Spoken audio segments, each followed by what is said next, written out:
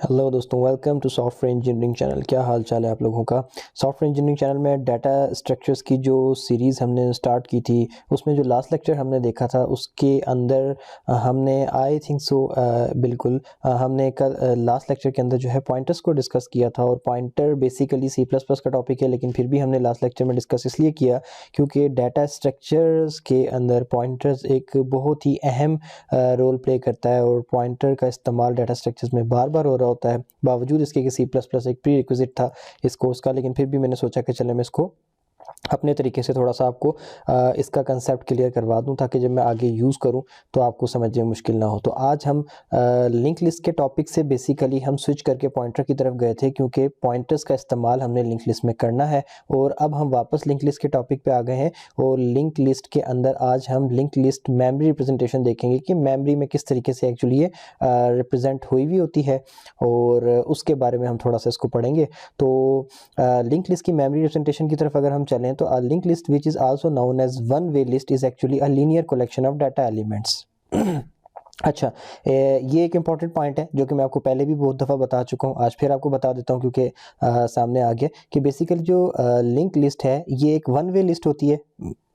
अगर बिल्कुल simple level पे देखा जाए तो एक वन वे लिस्ट होती है और एक linear collection of data elements होती है। यानी कि लीनियर का मतलब लाइन के अंदर, यानी कि इसमें जो डाटा होता है और जो कलेक्शन ऑफ डाटा जिससे ये लिस्ट बन रही होती है, बेसिकली ये लिस्ट जो है लीनियर होती है। ठीक हो गया, एक लाइन में सारा डाटा इसके अंदर अरेंज होता है और with the ability to choose memory blocks available in random location to utilize all the memory। और इसकी खास बात जो होती है ना, वो ये वाली लाइन जो मैंने आपको बताई है, ये इसकी खास बात होती है कि ये डाटा सारा लीनियर सीक्वेंस में रखती है, बावजूद इसके कि जिन मेमोरी ब्लॉक्स में जाके डाटा सेव कर रही होती है वो रैंडम लोकेशन पे होते हैं। ठीक है, एक ब्लॉक कहीं रैम के लेफ्ट कॉर्नर में पड़ा हुआ है, जस्ट इमेजिन, और एक राइट कॉर्नर में, और एक मिड में, और एक बिल्कुल बॉटम में, और पता नहीं कहीं कहीं जो है छोटे छोटे से ब्लॉक मौजूद थे।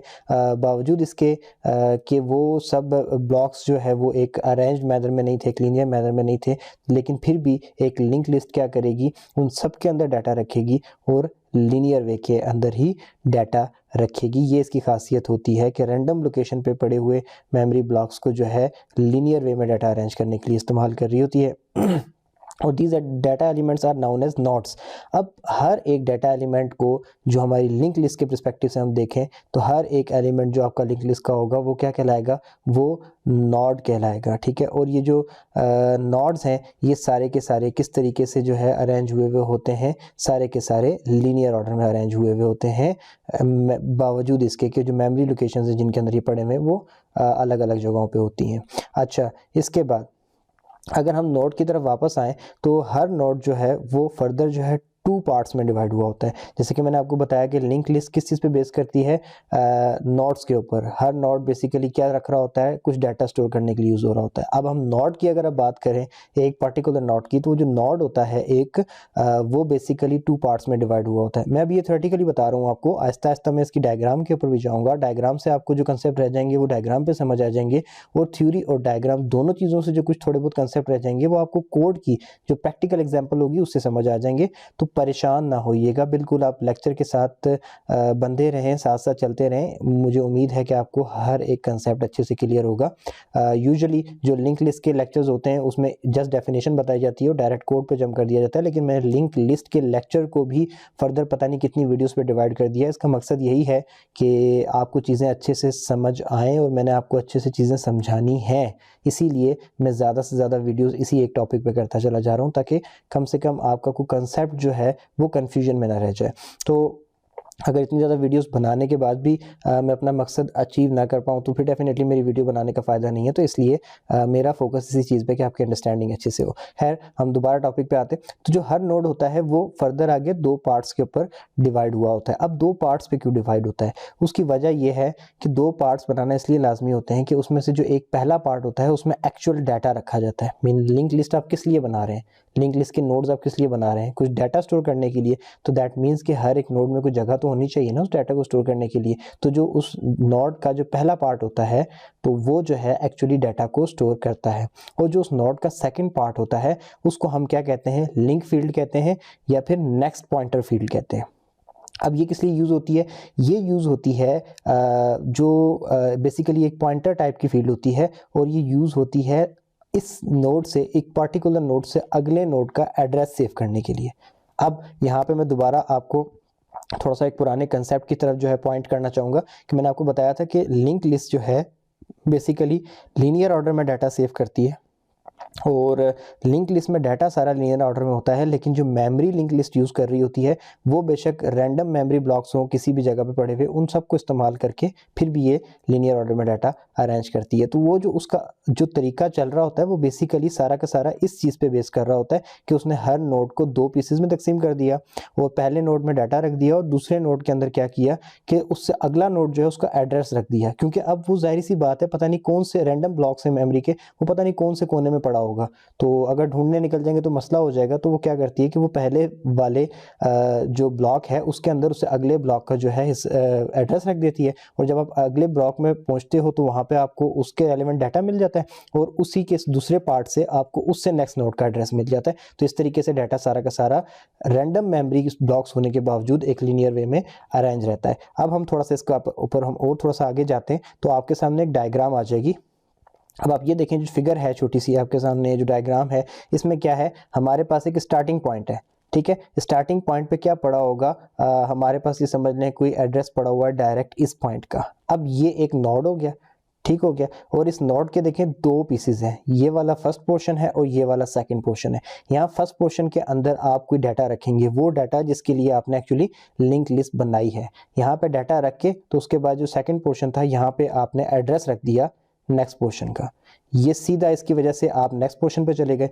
नेक्स्ट पोर्शन में फिर आपको कोई डाटा मिलेगा, और डाटा के साथ साथ उसके सेकंड पोर्शन में नोड के सेकंड पार्ट में आपको एड्रेस मिल जाएगा आगे वाले का, ठीक है। और उससे फिर उससे आगे, फिर उससे आगे, और जो आखिरी नोड होता है उसके अंदर क्या होता है कि वो भी डिवाइडेड जो है 2 पार्ट्स में ही है, लेकिन उसमें जो फर्स्ट पार्ट है उसमें डाटा तो होता है, लेकिन क्योंकि उससे आगे कोई और नोड नहीं होता तो उसका जो एड्रेस सेव करने वाला एरिया है वो एम्प्टी रहता है, या नल आप उसको कंसीडर करते हैं। समझ आ गया? अब ये देखें, अब हमने एड्रेसेस के ज़रिए इसको लीनियर ऑर्डर में अरेंज किया है। अगर आप कहीं मेमोरी में जाकर देखें तो शायद ये पता नहीं जो मेमोरी यूटिलाइज कर रहा है वो मेमोरी ब्लॉक्स पता नहीं कहाँ कहाँ पड़े होंगे। तो इस तरीके से ये लीनियर ऑर्डर में होता है। अगर आप ये देखें तो यहाँ पर दिखाया भी गया है कि ये बेसिकली हमारा जो है थर्ड नोड है, और ये उसका इंफॉर्मेशन पार्ट है, ये फर्स्ट वाला, और इसके अंदर आप कोई भी इंफॉर्मेशन सेव करेंगे, कोई भी डाटा सेव करेंगे, और ये जो इससे आगे वाला है ये पॉइंटर फील्ड है, या फिर जिसको आप लिंक फील्ड कहते हैं, वो है जो अपने से आगे वाले नोड का एड्रेस होल्ड किए हुए है, ताकि यहाँ से डाटा रीड करके आप इस एड्रेस के थ्रू यहाँ तक जा सके। तो बेसिकली ये लिंक लिस्ट की अरेंजमेंट है। अब अगला जो सवाल पैदा होता है, ये चीज़ तो हमने देख ली कि लिंक लिस्ट किस तरीके से लीनियर वे में डाटा को अरेंज करती है, और उसमें एक नोड जो होता है वो कैसे 2 हिस्सों में तकसीम होता है, हमने ये भी देख लिया। और फिर हमने ये भी देख लिया कि उस 2 हिस्सों में से पहले में इंफॉर्मेशन होती है, एक्चुअल इंफॉर्मेशन, और दूसरे हिस्से में जो है उससे अगले नोड का एड्रेस पड़ा होता है, और इस तरीके से पूरी की पूरी लिस्ट बन जाती है, रैंडम मेमोरी लोकेशंस को यूज़ करके एक लीनियर लिस्ट बन जाती है।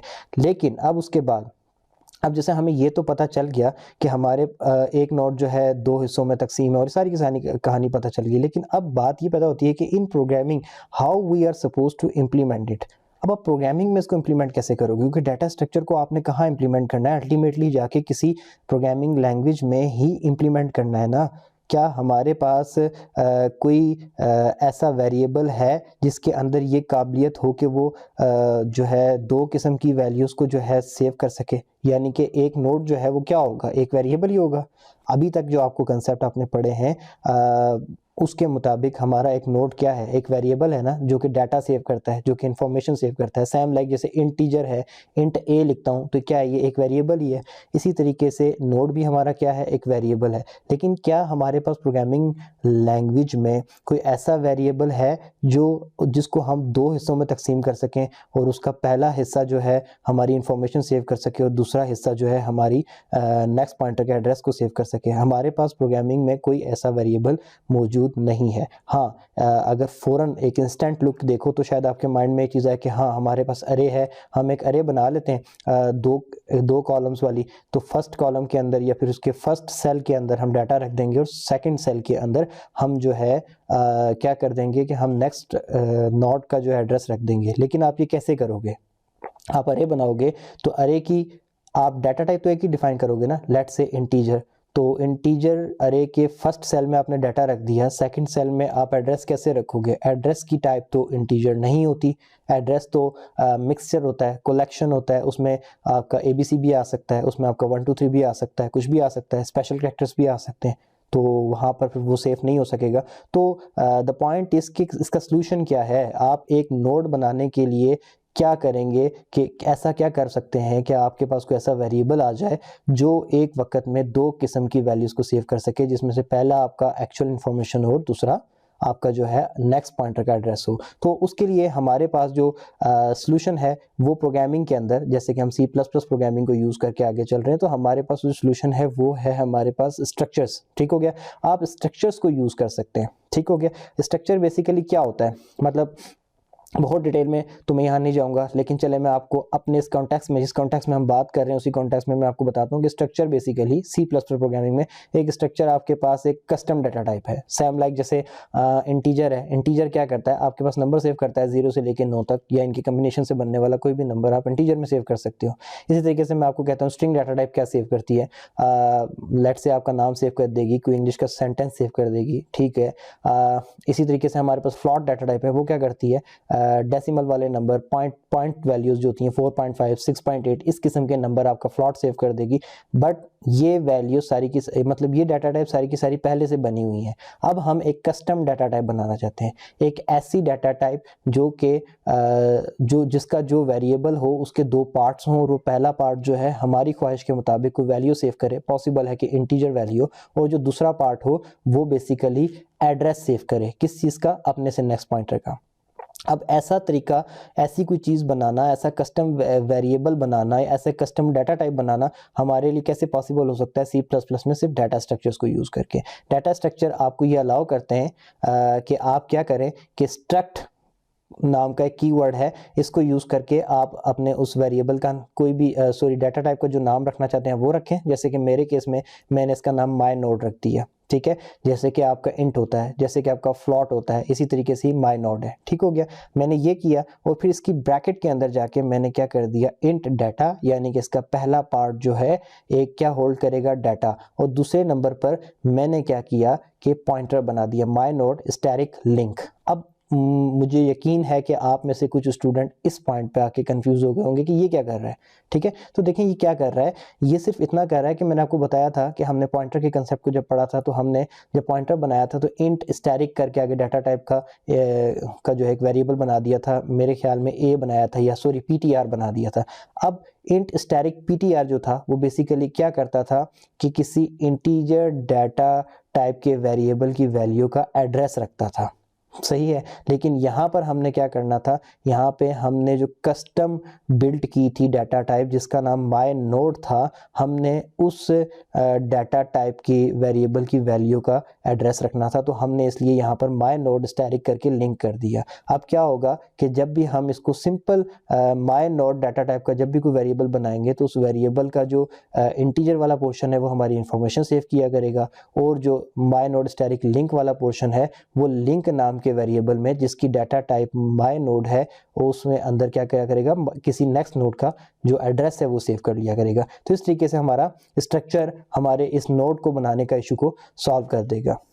और ये चीज़ मैंने आगे यहाँ पर भी डिफाइन कर दी है जो मैंने आपको बताई कि in the example we have created a structure name my node which can take 2 values where as first one is data of integer type and the second one is the pointer variable of type my node which we have just created using structure. It will use to store the address of the next node of my node data type. ठीक हो गया? अब ये I hope so कि आपको ये चीज़ यहाँ तक क्लियर हो चुकी होगी। मुझे पता है, मुझे इस बात पे यकीन है कि आप में से कुछ स्टूडेंट को अभी भी ये वाला पॉइंट जो मैंने हाईलाइट किया है सही से क्लियर नहीं हुआ होगा। अगर नहीं भी हुआ है तो भी इशू वाली बात नहीं, मैं दोबारा इसको रिपीट नहीं करने वाला यहाँ पे, और मैं इसलिए रिपीट नहीं करने वाला कि आगे हम क्या करने वाले हैं, जैसे कि मैंने यहाँ लास्ट लाइन में लिखा, हम आगे जाकर इससे नेक्स्ट वीडियो के अंदर लिंक लिस्ट का कोड देखने वाले हैं। तो जब हम उस कोड को देखेंगे तो आपको उस कोड में दोबारा से ये कंसेप्ट जब प्रैक्टिकली इंप्लीमेंट होता हुआ नजर आएगा, तो उस वक्त आपको जो है वो कंसेप्ट ज़्यादा अच्छे से क्लियर हो जाएगा और फिर वो कोड आप तक पहुंच भी जाएगा थ्रू गिटहब अकाउंट, तो आप वहाँ से उसको और ज़्यादा अच्छे तरीके से खुद भी रन करके देख सकेंगे और अंडरस्टैंड कर सकेंगे। और फिर भी कोई अगर आपको क्लियर नहीं होता है तो आपके पास मेरा ट्विटर अकाउंट है, आप मुझे उम्मीद है कि वहाँ फॉलो कर रहे होंगे, अगर नहीं कर रहे तो आप कर लेंगे। तो वहाँ से फिर आप मुझसे क्वेश्चन कर सकते हैं अगर फिर भी आपको कंसेप्ट क्लियर नहीं होता। और उसके अलावा अगर आप मुझसे डायरेक्ट कॉन्टैक्ट नहीं करना चाहते तो आपके पास फेसबुक ग्रुप है हमारा, जो कि इस वीडियो की डिस्क्रिप्शन में लिंक गिवन है। मैं आपको अक्सर कहता हूँ कि आप उसको ज्वाइन करें, अपने डाउट्स को वहाँ आके शेयर करें। आप जैसे बहुत ज़्यादा स्टूडेंट्स वहाँ पे हैं, एक दूसरे के साथ डाउट शेयर करेंगे, डिस्कशन करेंगे, तो आप लोगों के कंसेप्ट क्लियर होंगे। तो वो ऑप्शन भी आप यूटिलाइज कर सकते हैं। तो वीडियो अगर अच्छी लगी हो तो प्लीज़ लाइक करके चैनल को सब्सक्राइब कर दें। दोबारा मिलते हैं नेक्स्ट लेक्चर में, तब तक के लिए अल्लाह हाफिज़।